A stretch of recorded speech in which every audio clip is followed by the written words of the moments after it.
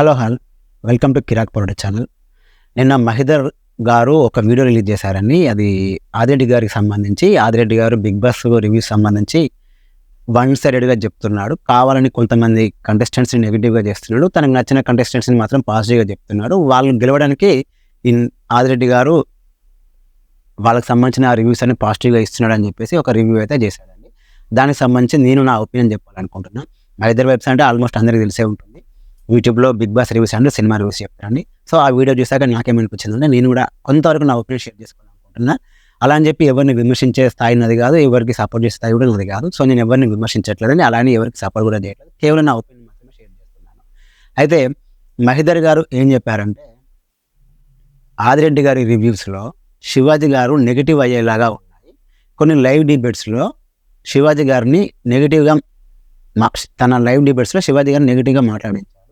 ఎక్కువ నెగిటివ్గా మాట్లాడించే వాళ్ళని మాత్రమే ఆ లైవ్లో ఉంచారు, రిమైనింగ్ వారిని ఎవరిని ఉంచలేదు. సో దానివల్ల శివాజీ గారు నెగిటివ్ అయిపోయారు. శివాజీ గారు గెలవకపోవడానికి మెయిన్ కారణం అది ఆదిరెడ్డి గారు అని చెప్పేసి ఆయన చెప్పడం అయితే జరిగింది. అలాగే అమర్దీప్ విషయంలో కూడా కొన్ని మంచి పాయింట్స్ ఉన్నప్పటికీ కూడా, పాజిటివ్ పాయింట్స్ ఉన్నప్పటికీ కూడా అవి చెప్పకుండా పల్లవి ప్రశాంత్కి సంబంధించి మాత్రమే పాజిటివ్ పాయింట్స్ చెప్పాడు. దానివల్ల కూడా అమర్దీప్ ఎంతో కొంత నెగిటివ్ అయ్యాడు. ఇలా ఒక బిగ్ బాస్ సీజన్ 6కి వెళ్ళొచ్చిన కంటెస్టెంట్ బిగ్ బాస్ రివ్యూవర్ ఈ విధంగా వన్ సైడెడ్గా చెప్పడం అనేది కరెక్ట్ కాదనేది ఈ మహిదర్ గారు అయితే తన వీడియోలో చెప్పడం జరిగింది.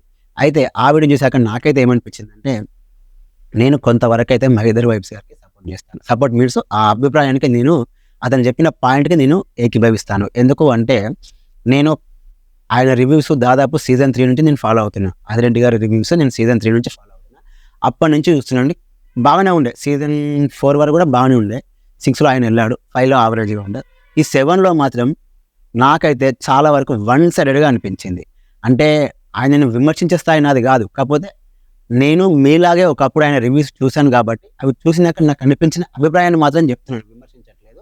ఆయనకు విమర్శించే స్థాయి నాది కాదు. కాబట్టి నేను కేవలం ఆయన సీజన్ 7 సంబంధించిన రివ్యూస్ సంబంధించి మాత్రమే నేను చెప్తున్నానండి. అది ఏంటంటే, ఒక కంటెస్టెంట్ ఒక మిస్టేక్ చేస్తే ఎవరైతే ఉన్నారో, అంటే ఈ కంటెస్టెంట్ గెలుస్తాడా లేదనే సెకండ్ ఆప్షన్ అని, బట్ ఒక కంటెస్టెంట్ కనుక ఒక మిస్టేక్ చేస్తే అది ఆయనకు నచ్చిన కంటెస్టెంట్ అయితే ఓకే, పర్లేదు, కొంతవరకు దాన్ని కవర్ చేయడానికి ట్రై చేస్తాడు. ఒకవేళ తనకు నచ్చని కంటెస్టెంట్ అయింది అనుకోండి, దానికి సంబంధించి ఎక్కువ సార్లు చెప్తారు, అదే పాయింట్ని ఎక్కువ సార్లు చెప్తారు. ఒక్కసారి వన్స్ ఈ కంటెస్టెంట్కి సంబంధించి మనం పాజిటివ్గా చెప్తే అతను విన్ అయ్యే అవకాశం ఉంది అని అతనికి అనిపించింది అనుకోండి, ఖచ్చితంగా ఆ కంటెస్టెంట్కి సంబంధించిన నెగిటివ్స్ ఏం పెద్దగా చెప్పాడు, ఎక్కువసేపు కూడా చెప్పాడు. మీరు కావాలంటే ఒకసారి మీరు అబ్జర్వ్ చేయొచ్చు. ఏ కంటెస్టెంట్ గురించి అయినా, అంటే తనకు నచ్చిన కంటెస్టెంట్ సంబంధించి నెగిటివ్స్ ఏమున్నా పెద్దగా చెప్తాడు, బట్ అది ఆడియన్స్కి రీచ్ అయ్యేంత లెవెల్లో చెప్పాడు. అదే అతనికి నచ్చని కంటెస్టెంట్స్ ఎవరైనా ఉన్నారనుకోండి, వాళ్ళ గురించి ఎక్కువ నెగిటివ్స్ చెప్పడం అయితే అదైతే ఫ్యాక్ట్. నేను చాలాసార్లు అబ్జర్వ్ చేశాను. ఎందుకు అంటే, ఒక కంటెస్టెంట్ సంబంధించి అంత పెద్ద రివ్యూవర్ ఒక పాయింట్ చెప్పాడంటే ఖచ్చితంగా అది ఓటింగ్ పర్సెంటేజ్లో ఇంపాక్ట్ ఉంటుంది, అది 100% ఉంటుంది. ఇప్పుడు పల్లవి ప్రశాంత్ విన్నర్ అని డిసైడ్ అయ్యాకే ఆయనకు సంబంధించిన పల్లవి ప్రశాంత్ మొత్తానికే మిస్టేక్ చేయాలని ఎక్కడా లేదు కదండి. ఆయన ఎంతో కొంత సింపతితోనే గెలిచాడు కదా. ఆయన సీజన్ మొత్తం మాస్క్, అంటే తన రియాలిటీ బయటకు రాకుండానే కదా సీజన్ మొత్తం కంప్లీట్ అయింది. దానికి సంబంధించి పెద్దగా పాయింట్స్ అయితే అతను ఏం చెప్పలేకపోయాడు. రిమైనింగ్ కంటెస్టెంట్ సంబంధించి అయితే ప్రతి point to point negative means ఆయన ఒపీనియన్ చెప్పాడండి. సో ఇది అయితే ఫ్యాక్ట్, నాకు కూడా అదే అనిపించింది.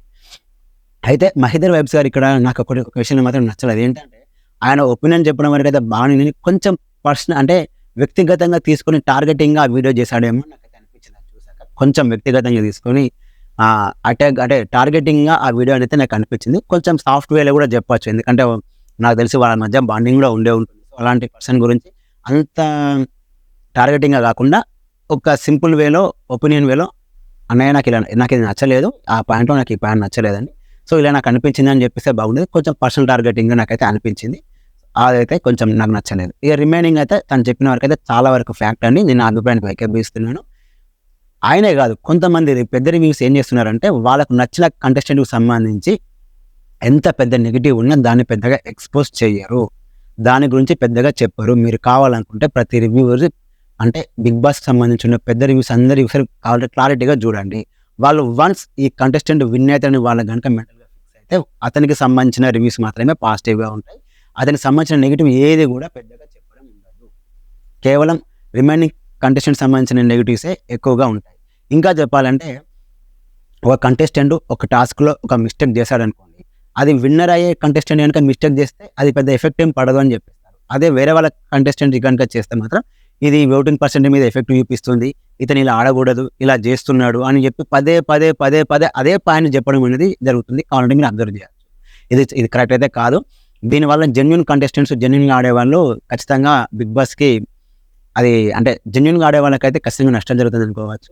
ఈ విషయంలో కొంచెం ఆడియన్స్ అనేవాళ్ళు ఏం చేయాలంటే ఎక్కువ మంది రివ్యూస్ చూస్తే బెటర్ అని నా ఉద్దేశం. అంటే ఒక పెద్ద రివ్యూవర్ని చూసి మీరు డిసైడ్ అవ్వకుండా ఇంకొంచెం ఎక్కువ మంది రివ్యూస్, యూట్యూబ్లో ఇప్పుడైతే చాలా రివ్యూస్ ఉన్నాయండి బిగ్ బాస్ సంబంధించి.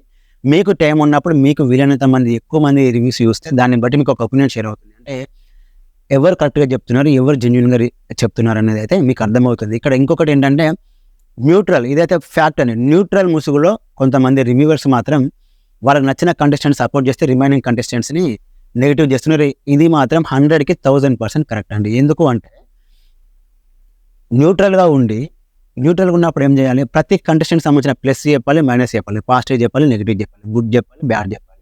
కానీ అలా కాకుండా వన్ సైడెడ్గా ఒకరికి పాజిటివ్ చెప్పి రిమైనింగ్ కంటెస్టెంట్ మొత్తానికి నెగిటివ్ చెప్పేసి నేను న్యూట్రల్గా ఉన్నానంటే ఇద్దరు కరెక్ట్ అవుతుంది. మీకు ఒక కంటెస్టెంట్ నచ్చాడు, అతనికి మీరు సపోర్ట్ చేయాలనుకుంటే చెప్పేయచ్చు సింపుల్గా, నాకు ఈ కంటెస్టెంట్ ఇష్టం, సో నేను ఇతనికి సపోర్ట్ చేస్తున్నా, నా రివ్యూస్ విషయంలో అతనికి కొంచెం పాజిటివ్గా ఉంటుంది ముందే చెప్పేస్తే అది పెద్ద ప్రాబ్లం ఏమి ఉండదు. అప్పుడు కంటెస్టెంట్ ఓకే ఈ రివ్యూవర్కి ఈ కంటెస్టెంట్ ఇష్టం కాబట్టి అతనికి సంబంధించిన పాజిటివ్స్ ఎక్కువగా చెప్తున్నాడని వాళ్ళకి ఆల్రెడీ ఒక మైండ్ ఫిక్స్ అవుతుంది, వాళ్ళకి దానికి సంబంధించిన ఓటింగ్ ఉంటుంది. కాకపోతే న్యూట్రల్ ముసుగులో ఉండి అందరికి సంబంధించిన నెగిటివ్స్ చెప్పి వాళ్ళకు నచ్చిన కంటెస్టెంట్ సంబంధించి మాత్రం పాజిటివ్ చెప్పడం అనేది కరెక్ట్ కాదు. అలాగే జరుగుతుంది కూడా. దానివల్ల విన్ అవ్వాల్సిన కంటెస్టెంట్స్ విన్ అవ్వకుండా 3rd place 4th place runner గానే బయటకు వస్తున్నారు. ఇది ఖచ్చితంగా జరుగుతుంది. ఇది ఆడియన్స్ ఖచ్చితంగా గమనించాలి. దయచేసి అంటే ఇది నా రిక్వెస్ట్ అని, నేను చెప్తే చేయాల్సినంత అదేం లేదండి. నా రిక్వెస్ట్ ఏంటంటే వీలైతే మీకు టైం ఉంటే కనుక ఒక యూట్యూబ్లో ఎంతమంది అయితే రివ్యూవర్స్ ఉంటారో వాళ్ళందరూ రివ్యూస్ ఒకసారి చూడండి. చూశాక మీకు ఏమనిపించిందో దాన్ని బట్టి నిర్ణయం తీసుకుని ఓట్స్ వేయడం అయితే బెటర్. ఎందుకు అంటే ఒక్క రివ్యూవర్ని బ్లైండ్గా నమ్మి అస్సలు ఓట్స్ అయితే వేయకండి. అది ఏ రివ్యూవర్ అయినా పర్లేదు, నేను ఒకరి గురించి చెప్పట్లేదు, అది ఏ రివ్యూవర్ అయినా పర్లేదండి. అన్ని రివ్యూస్ చూసి అప్పుడు మీకంటే ఒక ఒపీనియన్ తీసుకొని అప్పుడు ఓట్ వేయండి. అప్పుడు ఆ కంటెస్టెంట్ సంబంధించి నెగిటివ్గా మాట్లాడండి. అంతేగాని ఒక పెద్ద రివ్యూవర్ ఇది పాయింట్ చెప్పాడు, ఇది కరెక్టే కదా అని చెప్పి వెంటనే ఆయన నెగిటివ్గా చూడకండి. ఇలాగే జరుగుతుంది. నన్ను అడిగితే మాత్రం బిగ్ బాస్ కూడా శాసిస్తున్నారు కొంతమంది. అంటే మేము చెప్పిందే కరెక్ట్, మేము చెప్పిన పాయింటే కరెక్ట్, మేము చెప్పిన పాయింట్ ప్రకారమే నెగిటివ్, మేము చెప్పిన పాయింట్ ప్రకారమే పాజిటివ్ అనే విధంగా శాసిస్తున్నారు బిగ్ బాస్ రివ్యూస్. ఇదైతే ఫ్యాక్ట్. కాకపోతే ఏంటంటే వాళ్ళకున్నంత సబ్స్క్రైబర్స్ రిమైనింగ్ బిగ్ బాస్ రివ్యూవర్స్కి లేకపోవడం వల్ల వాళ్ళ వాయిస్ బయటకు రావట్లేదు. సో ఇది ఒకసారి ఆడియన్స్ గమనించి మీరు అన్ని రివ్యూస్ చూసి ఒక ఒపీనియన్కి వచ్చి అప్పుడు ఏ కంటెస్టెంట్కి సపోర్ట్ చేయాలి, ఏ కంటెస్టెంట్కి సపోర్ట్ చేయడం అనేది డిసిషన్ తీసుకుంటే బెటర్ అండి. ఒకవేళ ఈ వీడియో వల్ల ఎవరైనా హర్ట్ అయితే కనుక సారీ అండి. దయచేసి మన ఛానల్ సబ్స్క్రైబ్ చేసుకోండి. మన ఛానల్లో బిగ్ బాస్ సంబంధించిన రివ్యూస్ ఉంటాయండి, జెన్యున్గా ఉంటాయండి. మీకు నచ్చితేనే ఫస్ట్ నా రివ్యూస్ చూడండి, మీకు నచ్చితేనే నా సబ్స్క్రైబ్ అనేది కొనసాగించండి, లేకపోతే వెంటనే అన్సబ్స్క్రైబ్ కూడా చేసుకోవచ్చండి. సో దయచేసి ఒకసారి అయితే నా రివ్యూస్ చూడండి షో స్టార్ట్ అయ్యాక. Thanks for watching.